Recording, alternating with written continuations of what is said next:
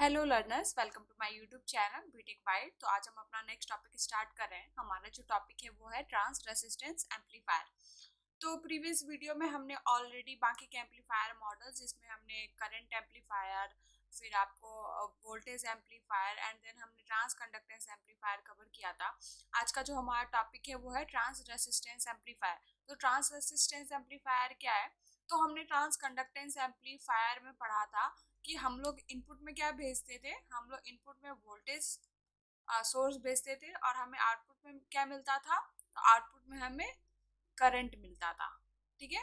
आई तो हमने इससे ये रिलेशनशिप निकाला था कि जो ट्रांस कंडक्टेंस है उसमें जो हमारा इनपुट वोल्टेज है और आउटपुट करंट है, उन दोनों के बीच में कैसा रिलेशन है? प्रोपोर्शनल रिलेशन है, some sort of directly proportional relation है। मतलब जिस चेंजेस से हम इनपुट वोल्टेज भेज रहे थे, हमें उसी चेंज से हमें आउटपुट करंट अपने आउटपुट में देखने को मिलता था। ठीक है। तो सम सॉर्ट ऑफ क्या था? प्रोपोर्शनल रिलेशन था दोनों के बीच में, जिसको हमारा ट्रांस कंडक्टेंस जीएम जिसे डिनोट करते हैं वो हमें बताता था, वो हमें डिफाइन करता था। बेसिकली जीएम का फॉर्मूला क्या था कि हमें आउटपुट में क्या मिल रहा है। आउटपुट में हमें क्या मिल रहा था? करंट डिवाइडेड बाय इनपुट में हमने जो भेजा। इन्हीं दोनों का रेशियो हमें क्या बताता था? हमारा ट्रांस कंडक्टेंस एम्पलीफायर। मतलब जिस वेरिएशन से हम इनपुट वोल्टेज भेज रहे हैं, अगर हम उसमें कुछ चेंजेस कर रहे हैं तो वो चेंज हमें कहाँ देखने को मिलता था? आउटपुट करंट में। ठीक है। तो इसी तरीके से हमारा ट्रांस रेसिस्टेंस एम्पलीफायर है। तो इसका जस्ट उल्टा है। हमारा यहाँ पर इनपुट में क्या होगा? इनपुट में हमारा करंट सोर्स होगा और हमें आउटपुट में क्या मिलेगा? वोल्टेज। ठीक है। सम सॉर्ट क्या होता है? Current to voltage converter. मतलब ये एक तरीके का ऐसा एम्पलीफायर जो करंट सिग्नल को किस में चेंज करता हो? वोल्टेज सिग्नल में। हम लोग इनपुट में क्या भेजते हैं? Current signal. आउटपुट में हमें क्या मिलता है? Voltage signal. राइट। और जिस वेरिएशन से, मतलब जिस रेट ऑफ वेरिएशन से अगर हमारा करंट सिग्नल चेंज हो रहा है इनपुट में, तो सेम वेरिएशन से हमें आउटपुट में हमारा वोल्टेज चेंज होता हुआ दिखेगा। ठीक है। मतलब सम सॉर्ट ऑफ दोनों के बीच में कैसा रिलेशन है? Proportional relation. ओके। तो ट्रांस रेसिस्टेंस एम्पलीफायर को हम लोग आर एम से डिनोट करते हैं, जिसकी वैल्यू क्या होती है? तो आउटपुट में क्या मिल रहा है? हमें वोल्टेज मिल रहा है, डिवाइडेड में हमने इनपुट में क्या दिया है? हमने करंट दिया है। इन दोनों का रेशियो क्या डिफाइन करता है? हमें आर एम, मतलब trans resistance amplifier.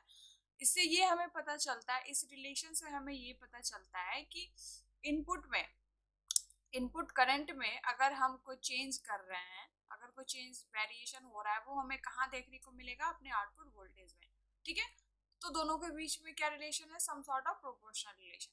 Okay, right. In this amplifier output voltage is proportional to the input signal current. अभी मैंने बता दिया था कि हमारा जो आउटपुट वोल्टेज है वो किसके प्रोपोर्शनल होगा? इनपुट करंट के। मतलब जिस रेट ऑफ चेंज से हमारा इनपुट करंट चेंज होगा, उसी रेट से हमारा आउटपुट वोल्टेज देखने को मिलेगा। Trans resistance amplifier commonly used in application where current signal is more convenient और रिक्वायर्ड। तो ट्रांस रेसिस्टेंस एम्पलीफायर का ऐसे एप्लीकेशन में ज़्यादा यूज होता है जहाँ पर करंट सिग्नल इज क्या होता है? मोर कन्वीनियंट और रिक्वायर्ड। मीन्स ऐसी जगह जहाँ पर करंट सिग्नल को ज़्यादा प्रिफर किया जाता है और वो वोल्टेज सिग्नल, वहाँ पर हमारा कौन काम आता है? Trans resistance amplifier.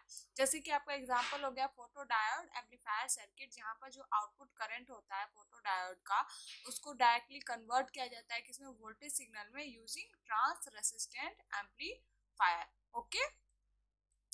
तो इस टाइप के एम्पलीफायर ज़्यादातर आपको सेंसर इंटरफेरेंसेस या जहाँ पर करंट से वोल्टेज कन्वर्जन एप्लीकेशन का रिक्वायरमेंट होता है वहाँ पर यूज होते हैं। अब हम इनका सर्किट डायग्राम देखते हैं। तो सर्किट डायग्राम क्या है? हमारा हमारा इनपुट में क्या है? करंट। आउटपुट में हमें क्या मिल रहा है? वोल्टेज। तो हमारा करंट, आप लोगों को याद होगा कि करंट एम्पलीफायर का जो हम लोग सर्किट डायग्राम देखे थे, तो जो सोर्स करंट हम लोग कैस्केड करते थे, वो हमारा क्या होता था? पैरेलल में कनेक्टेड होता था। और वहीं जहाँ पर वोल्टेज सोर्स होता था, वहां पर जो कैस्केडिंग होती थी, वहाँ क्या होती थी? सीरीज में होती थी। ओके। तो इधर हमारा क्या है? इनपुट में हम लोग करंट भेज रहे हैं, तो हमारा जो सोर्स रेसिस्टेंस होगा और इनपुट रेसिस्टेंस होगा वो किस में कनेक्ट होगा? पैरेलली कनेक्ट होगा। ओके। और हमें क्या चाहिए, जो आर इन है मतलब हमारा जो इनपुट रेसिस्टेंस है इसके अक्रॉस हमें हमारा क्या चाहिए, इनपुट सिग्नल चाहिए। ओके, जिसको हम लोग क्या कहेंगे, आई इन, मतलब इनपुट करंट। ओके, तो हमें क्या, हम लोग क्या यहाँ से भेज रहे हैं, अपना सोर्स करंट भेज रहे हैं। तो सोर्स करंट यहाँ पर आप देखोगे कि हमारे दो ब्रांचेस है, मतलब हमारा जो रेसिस्टेंस है वो पैरेलली कनेक्टेड, इस वजह से हमारा करंट क्या हो सकता है, ब्रांचेस में डिवाइड होता है। ठीक है, हम लेकिन चाहते नहीं है कि हमारा करंट डिवाइड हो, क्योंकि अगर करंट डिवाइड हो जाएगा तो हमारा इनपुट लॉस हो जाएगा। तो इसलिए हम क्या चाहेंगे कि हमारा पूरा जो भी हमने सोर्स करंट भेजा है अपने इनपुट में वो सारा हमें आर इन के अक्रॉस देखने को मिले। ठीक है, तो उसके लिए हमें क्या करना होगा, तो हमें आर इन की वैल्यू को बहुत ही छोटा करना होगा, बहुत बहुत छोटा, मतलब आर एस का जो सोर्स रेसिस्टेंस है उसको हमें काफी बड़ा करना होगा, मतलब इसको हम लोग इन्फिनिटी के बराबर करना होगा। तो हमें क्या करना होगा, हमें सोर्स रेसिस्टेंस को इन्फिनिटी के बराबर करना होगा, जिससे हमारा यहाँ क्या हो, शॉर्ट सर्किट हो जाए और हमारा करंट इधर डिवाइड ना हो और हमें डायरेक्ट हमें आर एन के अक्रॉस मिले। ठीक है, तो इसके लिए हमें क्या करना होगा, आर एन का वैल्यू को हमें 0 करना होगा। ठीक है, क्योंकि हमारा जो एम्पलीफायर है, कोई भी एम्पलीफायर किस पे डिपेंड होता है, हमारा इनपुट रेसिस्टेंस पे, आउटपुट रेसिस्टेंस पे और गेन पे। ठीक है, तो हमें और उनको सोर्स रेसिस्टेंस और लोड रेसिस्टेंस से कोई मतलब नहीं होता है। ठीक है, एम्पलीफायर को कोई मतलब नहीं होता है सोर्स रेसिस्टेंस और लोड रेसिस्टेंस से, उनको मतलब होता है इनपुट रेसिस्टेंस और उनको मतलब होता है आउटपुट रेसिस्टेंस। मैंने बताया था ना, एम्पलीफायर के 3 इंपॉर्टेंट कंपोनेंट्स होते हैं, input resistance, output resistance and gain. Okay, तो हमने यहाँ क्या देखा, आर इन का वैल्यू को हमें बहुत छोटा करना है, मतलब आर इन का वैल्यू हमारा क्या हो जाना चाहिए, 0 के बराबर हो जाना चाहिए। ठीक है, तो इससे हमारा जो सर्किट आएगा वो क्या आएगा, तो हमें क्या निकालना है, अपना आई इन। ठीक है, आई इन निकालना है, इज इक्वल टू, यहाँ पर क्या होगा, करंट लो, यहाँ पर आपका नॉर्टन इक्विवेलेंट सर्किट थ्योरम काम करेगा, जहाँ पर मैंने आपको बताया था कि जिसके अक्रॉस हमें करंट निकालना होता है उसका जस्ट अपोजिट वाला हम लोग रेसिस्टेंस लेते हैं। तो यहाँ पर हमारा क्या होगा, R S divided by overall हमारा रेसिस्टेंस। ठीक है, इनटू हमारा सोर्स करंट। ओके, अब हमने क्या किया, अपने इनपुट रेसिस्टेंस को 0 के बराबर किया है, तो अब इसके बाद आर एस हमारा क्या हो जाएगा, कट जाएगा, क्योंकि इन्फिनिटी चला गया, आर एस का वैल्यू बहुत बड़ा है। तो हमारा क्या, इनपुट पे हमें हमारा सोर्स करंट मिल गया। ठीक है, अब हमें हमारा यहाँ पर तो हमें अपना सोर्स करंट मिल गया। अब आगे हम लोग देखते हैं अपना आउटपुट स्टेज। अब हमारा एम्पलीफिकेशन स्टेज में क्या होता है कि हमें यहाँ पर गेन इंक्रीज होता है। ठीक है, यहाँ पर हमें गेन गेन मिलता है, जिसकी वैल्यू क्या है, R M into I N, यही तो हमारा होता है। और हमें इसी के अक्रॉस तो हमें वैल्यू चाहिए। ठीक है, तो आर एल जो हमारा है, जो एक्सटर्नली लोड रेसिस्टेंट, मतलब एक्सटर्नली कनेक्टेड है विथ लोड रेसिस्टेंस के साथ, इसी के अक्रॉस जो हमें वैल्यू मिलेगी वही तो हमारा आउटपुट होगा। ठीक है, बट हमें किस में चाहिए, वोल्टेज सिग्नल में चाहिए। तो यहाँ से जो सिग्नल निकलेगा वो किस फॉर्म में निकलेगा, वोल्टेज के फॉर्म में निकलेगा। ठीक है, वोल्टेज के फॉर्म में, और वोल्टेज क्या होता है, आर एल के अक्रॉस जो हमें वोल्टेज मिलेगा वही हमारा आउटपुट होगा। ठीक है, अब हम चाहते हैं कि यहाँ पर जो हमें गेन मिला है वो हमें डायरेक्ट अपने आर एल के अक्रॉस देखने को मिले, बट यहाँ पर एक हमारा क्या है, रेसिस्टेंस है, जिसको हम लोग आउटपुट रेसिस्टेंस कहते हैं। ठीक है, ये किसका रेसिस्टेंस है, तो ये एम्पलीफायर का रेसिस्टेंस है। तो अब हमारा क्या, हम चाहते हैं कि हमें डायरेक्ट हमारा जो यहाँ पर वैल्यू निकला है, मिला है, गेन मिला है, वो डायरेक्ट हमें यहाँ मिले, तो हमें इसकी वैल्यू को क्या करना होगा, 0 के बराबर करना होगा। ठीक है, अगर हम इसकी वैल्यू 0 नहीं करते तो यहाँ पर हमारा क्या हो जाएगा, वोल्टेज ड्रॉप हो जाएगा और आउटपुट में हमें क्या मिलेगा, लॉस सिग्नल मिलेगा। हम तो ऐसा चाहते नहीं है, इसलिए हमें यहाँ पर क्या करना होगा, अपने वैल्यू को 0 के बराबर करना होगा। 0 के बराबर होगा तो यहाँ पर कोई वोल्टेज ड्रॉप नहीं होगा और हमारा डायरेक्ट ये सिग्नल हमें वी आउट में देखने को मिलेगा। ठीक है, तो हमारा यहाँ पर क्या काम करेगा, थेवेनिन इक्विवेलेंट सर्किट। ठीक है, तो वो हमें क्या बताता है कि वी आउट इक्वल टू क्या होगा, हमें जिसके अक्रॉस चाहिए, तो हमें किसके अक्रॉस चाहिए, आर एल के अक्रॉस, तो वो आ जाएगा R L divided by overall resistance R L plus एक हमारा क्या है, आर आउट इनटू जो हमारा गेन यहाँ पर रिसीव हुआ है, तो गेन हमारा क्या है, R M into I N. Okay, I N. तो अब हमें आर आउट की वैल्यू को हमने क्या किया है, 0 किया है, 0 किया, जिस वजह से ये आर एल कट गया और हमें वी आउट पे हमारा टोटल गेन मिल गया, यही तो हमारा वैल्यू है। ठीक है। तो जस्ट यही हुआ हमारा सर्किट डायग्राम।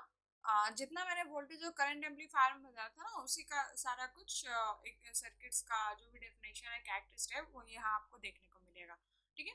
अभी जितना मैंने बताया वही यहाँ लिखा है कि फ्रॉम द इक्विवेलेंट सर्किट, जो ट्रांसफर रेजिस्टेंस एम्पलीफायर है, उसमें क्या होना चाहिए, जो इनपुट रेजिस्टेंस है वो बहुत ही छोटा होना चाहिए, किसके, सोर्स रेजिस्टेंस के। आर इन किसके बराबर होना चाहिए, 0 के। तभी हमारा क्या होगा, इनपुट करंट हमारे सोर्स करंट के बराबर होगा। और हमारा जो आउटपुट रेसिस्टेंस है वो भी क्या होना चाहिए, लोड रेसिस्टेंस से बहुत ही छोटा होना चाहिए, जिस वजह से हमारा वैल्यू क्या आ जाएगा, हमें आउटपुट में जो वोल्टेज मिलेगा वो R M into I N, जो कि हमारा क्या है, गेन है। ठीक है, ये हमारा, यही तो हमारा गेन है, यही हमें मिलेगा अपने आउटपुट पे। तो इस तरीके से हमने देखा कि किस तरीके से हमने करंट सिग्नल को इनपुट में भेजा और हमें आउटपुट में देखने को मिला। और हमने ये भी देखा कि जिस प्रोपोर्शनल से हमारा करंट में वेरिएशन हुआ, उसी प्रोपोर्शनल से हमारा आउटपुट में वोल्टेज में वेरिएशन देखने को मिला, some sort of proportional relation. तो एक आइडियल ट्रांस रेसिस्टेंस एम्पलीफायर में क्या होता है, 0 इनपुट और 0 आउटपुट रेसिस्टेंस होता है। ठीक है। तो यहाँ पर हमारा ये टॉपिक कंप्लीट हुआ। अब देखो एक चीज और मैं समझाती हूँ कि आप लोगों ने 2 दिन से एम्पलीफायर आपने पढ़ा, जैसे पावर एम्पलीफायर पढ़ा, करंट एम्पलीफायर पढ़ा, ट्रांस रेसिस्टेंस एम्पलीफायर पढ़ा, ट्रांस, आज हमने कंडक्टेंस एम्पलीफायर भी कवर किया है। तो इन सब में आपने क्या देखा, आपने क्या देखा कि जो हमारा एम्पलीफायर है ना, वो किस पे डिपेंड करता है। कोई भी एम्पलीफायर है, चाहे वो पावर एम्पलीफायर हो, करंट एम्पलीफायर हो, ट्रांस रेसिस्टेंस हो, ट्रांस कंडक्टेंस हो, आगे हम लोग इम्पिडेंस वगैरह भी पढ़ेंगे, तो उसका जो जितने भी एम्पलीफायर, वो किस पे डिपेंड करते हैं, इनपुट रेसिस्टेंस पे, आउटपुट रेसिस्टेंस पे और गेन पे। ठीक है। और हमारा एम्पलीफायर कैसा होगा वो कौन बताता है, आर इन का वैल्यू और आर आउट का वैल्यू। आपने देखा कि जितना हमने एम्पलीफायर पिछले 2 दिन में पढ़ा, उसमें सबका आपने देखा कि हमारा आर इन और आर आउट अलग अलग एम्पलीफायर के लिए अलग अलग वैल्यू हमें प्रोवाइड करके दे रहा है। ठीक है। तो कोई अगर आपको ये कहे कि एक आइडियल एम्पलीफायर सर्किट डायग्राम का आप कैरेक्टरिस्टिक बताओ, तो आप उसको ये नहीं कह सकते कि आर इन का वैल्यू क्या होना चाहिए, इन्फिनिटी, और आर आउट का वैल्यू क्या होना चाहिए, 0। नहीं, ये एक क्या है, हमारा वोल्टेज एम्पलीफायर का वोल्टेज एम्पलीफायर का ये कैरेक्टरिस्टिक है। तो कोई भी पर्टिकुलर एम्पलीफायर उसके आर इन और आर आउट के वैल्यू से डिफाइन किया जाता है। ठीक है। तो ये एक इम्पॉर्टेंट टॉपिक है, इसको आप लोग अच्छे से ध्यान रखिएगा। बाकी आज टॉपिक ये कंप्लीट होता है, अगले दिन नेक्स्ट वीडियो से हम लोग सिग्नल एनालिसिस कवर करेंगे। बाकी कहीं से कोई भी दिक्कत हुई हो या कुछ रह गया हो, तो आप लोग कमेंट में पूछना। आप लोग इससे छोटे छोटे क्वेश्चंस आप लोग सॉल्व कर सकते हो, तो आप लोग वो भी सॉल्व करना। अगर उसमें भी कहीं कोई दिक्कत हो तो आप लोग कमेंट में पूछना। बाकी आज के लिए बस इतना ही, मिलते हैं नेक्स्ट वीडियो में, तब तक के लिए बाय बाय।